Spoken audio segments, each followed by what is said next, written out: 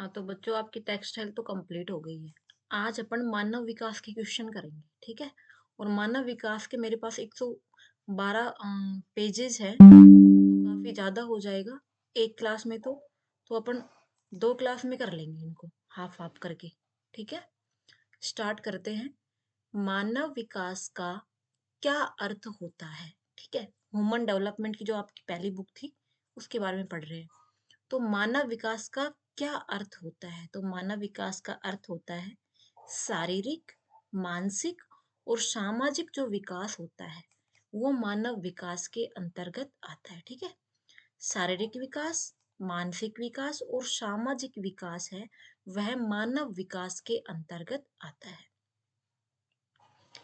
मानव विकास का मुख्य उद्देश्य क्या होता है? तो जो मानव विकास होता है ना, उसका उद्देश्य होता है शारीरिक, मानसिक, सामाजिक सभी पहलुओं की एक साथ समग्र विकास करना। ठीक है, तो मानव विकास का उद्देश्य क्या है?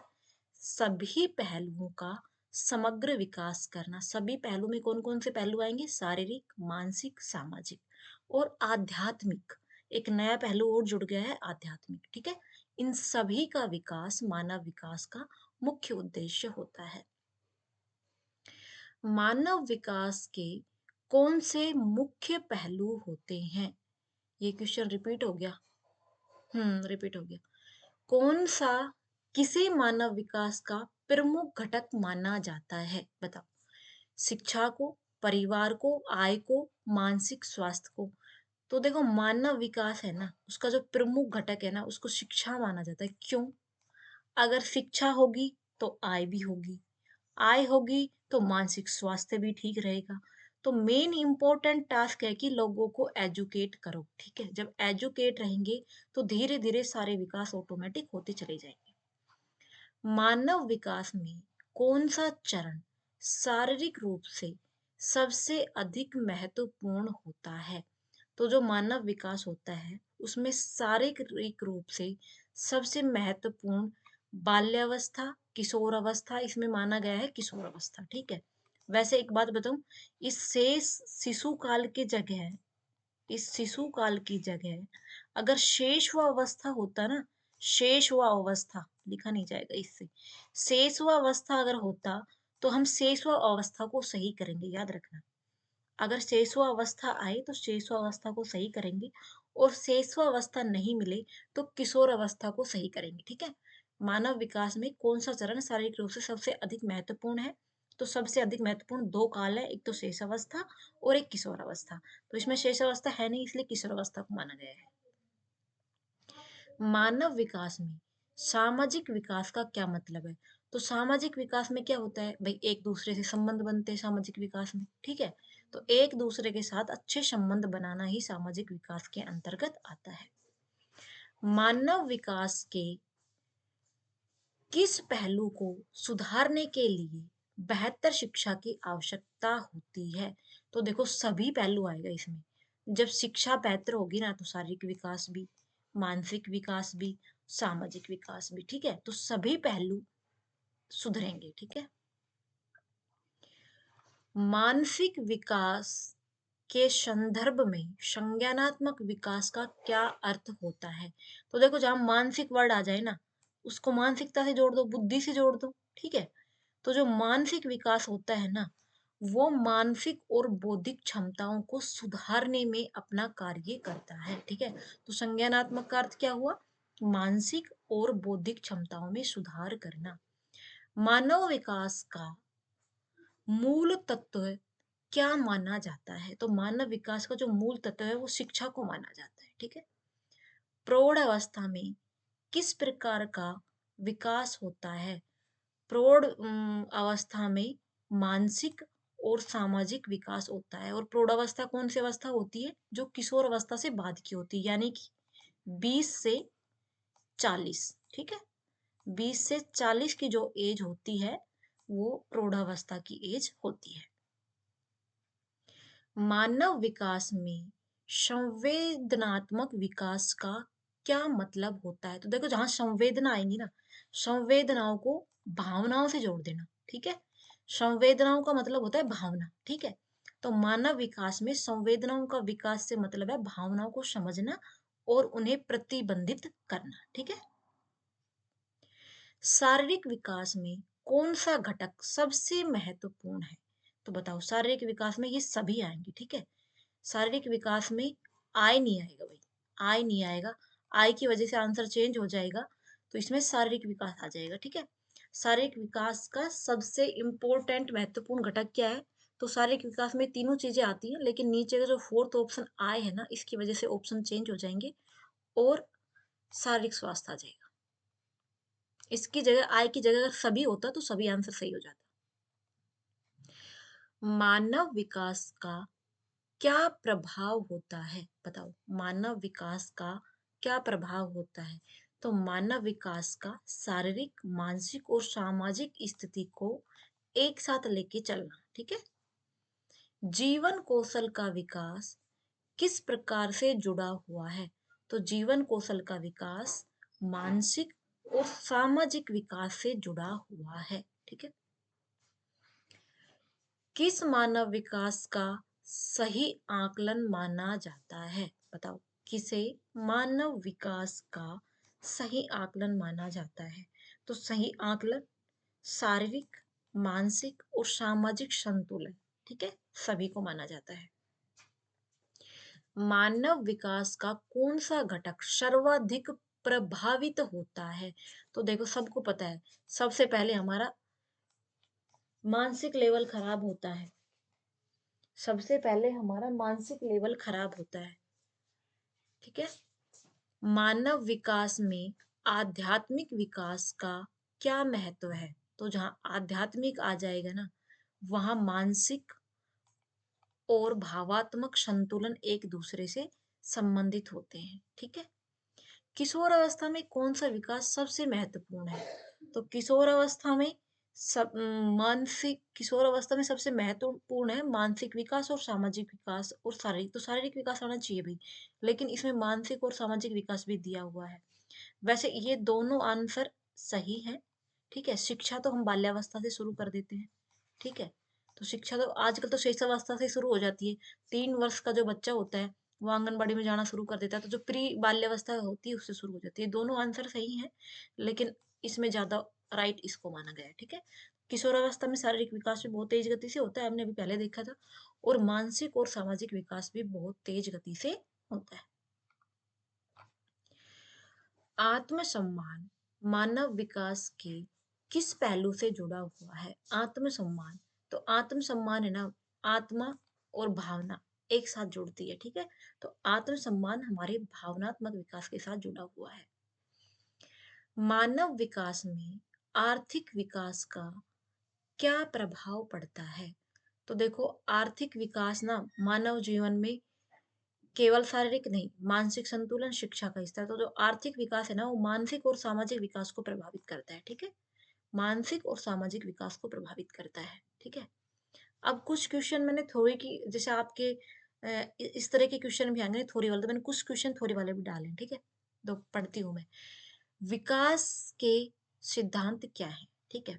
तो विकास के सिद्धांत जीवन के विभिन्न पहलुओं के बीच संबंध स्थापित करते हैं, जिनमें से जैविक, मानसिक, सामाजिक और सैद्धांतिक शामिल होते हैं। ठीक है।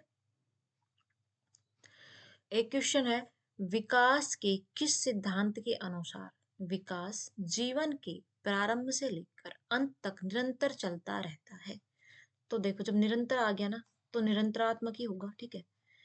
निरंतर विकास सिद्धांत। ठीक है। आगे चलो। किस सिद्धांत के अनुसार विकास कुछ निश्चित चरणों में होता है? ठीक है। तो निश्चित चरणों में होता है, तो चरणबद्ध विकास आ जाएगा। ठीक है। मानव विकास में मानसिक और सामाजिक बदलाव को किस सिद्धांत के तहत समझा जाता है? तो मानसिक और सामाजिक सिद्धांत को सामाजिक विकास, मानसिक विकास, पारिस्थितिकी विकास और जैविक, तो इसमें सामाजिक विकास आएगा। ठीक है। जो मानव विकास है, इसमें मानसिक और सामाजिक जो बदलाव है उसको किस सिद्धांत के तहत समझा जाता है? तो अगर ए और बी दोनों होता तो दोनों सही होते, लेकिन ए और बी ऑप्शन में नहीं है, तो सामाजिक विकास ठीक रहेगा। मानव विकास के किन कारकों को सबसे अधिक महत्वपूर्ण माना जाता है? जैविक कारक, मानसिक कारक, पर्यावरणीय कारक या सभी? तो सभी जो कारक होते हैं ना, उनको सभी को सही माना जाएगा। किस सिद्धांत के अनुसार विकास केवल जैविक बदलावों के कारण होता है?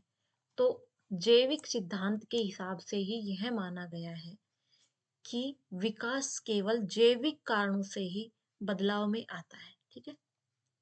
विकास का कौन सा सिद्धांत जीवन के सभी पहलुओं के बीच संबंध की बात करता है? बताओ, विकास का कौन सा सिद्धांत है जो सभी पहलुओं के बीच एक संबंध स्थापित करता है? तो एकीकृत का जो विकास है वो सभी पहलुओं को एक संबंध के तौर पर स्थापित करने की बात करता है।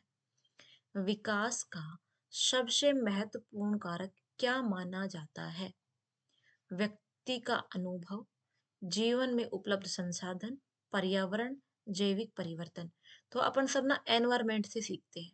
तो एनवायरमेंट अगर इसमें परिवार का माहौल ऐसा कुछ वर्ड होता, माता पिता कुछ ऐसा होता तो वो भी सही होता। ठीक है।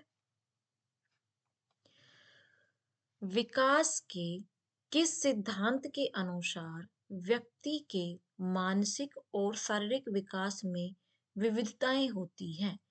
तो विकास का जो विविधता का सिद्धांत होता है ना, विविधता वाला सिद्धांत जो होता है, उसी में विविधता पाई जाती है। विकास की प्रक्रिया में सामाजिक क्रियाएं किस सिद्धांत के अंतर्गत आती है? तो सामाजिक सिद्धांत के अंतर्गत आती है। देखो, हर क्वेश्चन का ना आंसर इसी में छुपा हुआ है, हर जगह आपको देखने को मिल जाएगा। किस सिद्धांत में विकास को मानसिक विकास के रूप में देखा जाता है? तो जो मानसिक विकास है उसको मानसिक विकास के अंदर ही देखा जाएगा। ठीक है। मनोवैज्ञानिक दृष्टिकोण से विकास के सिद्धांत को किसने प्रस्तुत किया था? ये क्वेश्चन अच्छा है। मनोवैज्ञानिक दृष्टिकोण से विकास के सिद्धांत को जोहन प्याजे ने, फ्रायड ने, होम्स हैक्स ने या मार्थ ओलिवर ने। लेकिन इसका आंसर जो मनोवैज्ञानिक दृष्टिकोण के विकास के सिद्धांत के बारे में जब बात करते हैं तो जीन प्याजे है। इसमें जोन्स प्याजे पता नहीं क्यों लिखा हुआ है, ये जीन प्याजे होता है। ठीक है, जीन प्याजे। ठीक है, तो जीन प्याजे याद रखना आप। ठीक है। विकास में मंचीयता का मतलब क्या होता है? तो मंचीयता का मतलब होता है एक स्थिरता और बदलाव के बीच में संतुलित करना। ठीक है, यानी कि रुकावट और जो बदलाव की गति होती है उसके बीच में एक जो संतुलन बना के रखता है उसको मंचीयता कहते हैं। किस सिद्धांत में विकास के लिए स्थिर और अस्थिर स्थितियों के बीच संतुलन की आवश्यकता होती है? तो पारिस्थितिकी विकास के सिद्धांत में इसकी अनुपालना की गई है। विकास के सिद्धांत में से आनुपातिक विकास को किसने प्रस्तुत किया था? तो आनुपातिक विकास को जो प्याजे है ना उसने ही प्रस्तुत किया था। प्याजे बहुत इंपॉर्टेंट टॉपिक है। सामाजिक विकास सिद्धांत को किसने प्रस्तुत किया था? तो एलन डब्ल्यू गिब्सन ने सामाजिक विकास के सिद्धांत को प्रस्तुत किया था। विकास के किस सिद्धांत के अनुसार सामाजिक क्रियाएं व्यक्तित्व को प्रभावित करती हैं? तो सामाजिक क्रिया लिखा होता है, सामाजिक क्रियाएं आएंगी। ठीक है। जीवन की शुरुआत में विकास का सबसे अधिक प्रभाव किस कारक से होता है? तो जीवन का जो शुरुआती फेज होता है ना उसमें जो जैविक कारक होते हैं ना जिसको जेनेटिक भी बोलते हैं वो सबसे ज्यादा प्रभावित करते हैं। ठीक है, आगे चलते हैं। कौन सा सिद्धांत जीवन के विकास में समाज के महत्व को बहुत ज्यादा दर्शाता है? तो कौन सा सिद्धांत है जो सबसे अधिक दर्शाता है? जो सामाजिक सिद्धांत है ना समाज में सबसे अधिक वही दर्शाता है। किस सिद्धांत में जीवन के विकास को 8 चरणों में विभाजित किया गया है? तो ये जो एरिक एरिक्सन सिद्धांत है ना, एरिक एरिक्सन सिद्धांत जो है इसने जीवन को 8 चरणों में विभाजित किया गया है। ठीक है। विकास का कौन सा सिद्धांत शारीरिक और मानसिक विकास में संतुलन की बात करता है? तो जो संतुलित सिद्धांत है ना, ये मानव विकास के संतुलन को बनाए रखने का सिद्धांत है। किस सिद्धांत में विकास जीवन के प्रत्येक चरण में स्थिर होता है? तो स्थिर विकास सिद्धांत, देखो हर क्वेश्चन का आंसर इसमें छुपा हुआ है। विकास के सिद्धांत में आंतरिक और बाहरी दबाव का संतुलन किसके द्वारा बनाया जाता है? तो आंतरिक एवं बाहरी का दबाव सामाजिक परिवेश में बनाया जाता है। ठीक है। सामाजिक परिवेश याद रखना, आंसर लगा देती हूँ, सामाजिक परिवेश में होता है। विकास के किस सिद्धांत में व्यक्ति को बाहरी वातावरण द्वारा प्रभावित किया जाता है? तो जो व्यवहार है ना हमारा, वो बाहरी वातावरण के द्वारा सबसे ज्यादा प्रभावित होता है। विकास के सिद्धांत के अनुसार मानवीय विकास को कैसे मापा जाता है? उसकी जैविक बुनियादी के अनुसार, उसकी सामाजिक क्रिया के अनुसार, उसकी मानसिक क्रिया के अनुसार, इन सभी क्रियाओं के अनुसार विकास के सिद्धांत को नापा जाता है। विकास के सिद्धांत में अन्यथा के रूप में क्या दर्शाया जाता है? ठीक है। तो अन्यथा का मतलब होता है कि सामाजिक संतुलन, सॉरी सामाजिक असंतुलन। ठीक है। जो अन्यथा वर्ड है ना, वो असंतुलन के लिए आता है। ठीक है। जो अन्यथा वर्ड है वो असंतुलन के लिए आता है। विकास के सिद्धांत के अनुसार परिवर्तन को कैसे समझा जाता है? तो जो विकास के सिद्धांत होते हैं उसमें परिवर्तन को एक चरणबद्ध प्रक्रिया समझा जाता है। ठीक है। एक चरणबद्ध प्रक्रिया समझा जाता है। किस सिद्धांत के अनुसार विकास की प्रक्रिया में व्यक्ति के शारीरिक और मानसिक बदलाव महत्वपूर्ण होते हैं? तो देखो जैविक प्रक्रिया भी आएगी, मानसिक प्रक्रिया भी आएगी और समग्र विकास भी आएगा। ये सभी ऑप्शन सही आएंगे। ठीक है। विकास के सिद्धांत में किसे बुनियादी प्रक्रिया माना जाता है? तो विकास के सिद्धांत में जो शारीरिक वृद्धि होती है ना, उसको बुनियादी माना जाता है। विकास के सिद्धांत में संदर्भ का क्या महत्व होता है? विकास के सिद्धांत में संदर्भ में उनकी शारीरिक वृद्धि प्रभावित होती है कि सामाजिक और मानसिक कारक जोड़े जाते हैं, उनके विकास के स्तर को तय किया जाता है। ये सभी विकल्प इसमें शामिल होते हैं। ठीक है। मनोवैज्ञानिक विकास के कौन से सिद्धांत प्रमुख हैं?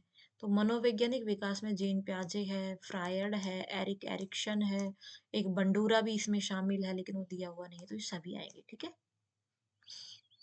मानव विकास को किसने सबसे पहले एक विशिष्ट अध्ययन के रूप में प्रस्तुत किया था? तो सबसे पहले जो फ्रायड है ना, उसने प्रस्तुत किया था।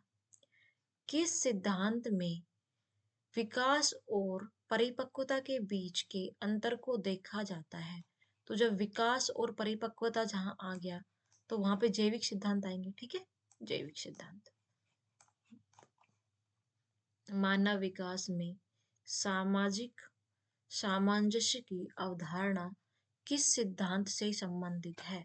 तो मानव विकास में सामाजिक सामंजस्य की अवधारणा सामाजिक विकास के किस सिद्धांत पर आधारित है? तो सामाजिक विकास आएगा, मानसिक विकास आएगा, जैविक विकास आएगा। तो सामाजिक सामंजस्य की बात हो रही तो सामाजिक विकास ही इसका आंसर आएगा। ठीक है। ये कर्सर काम क्यों नहीं कर रहा मेरा? चलो आज की क्लास काफी लंबी हो गई, यहीं रखते हैं, बाकी कल कर लेंगे। इसमें सामाजिक सामंजस्य की बात हो रही है तो सामाजिक विकास इसका सही आंसर आएगा। बच्चों बहुत सारी पीपीटियां बची हुई है, 112 पीपीटी है कुल और अभी 21 पीपीटी हुई है। तो बाकी क्लास कल कंटिन्यू करते हैं। आई थिंक कल 3 तारीख ही है। ठीक है। तो 8 तारीख को पेपर है। मैं 3 दिन में 4 दिन में ये पीपीटी आपकी कंप्लीट करा दूंगी सारी। ठीक है। और थोड़ा जल्दी जल्दी पढ़ा के कंप्लीट कर दूंगी।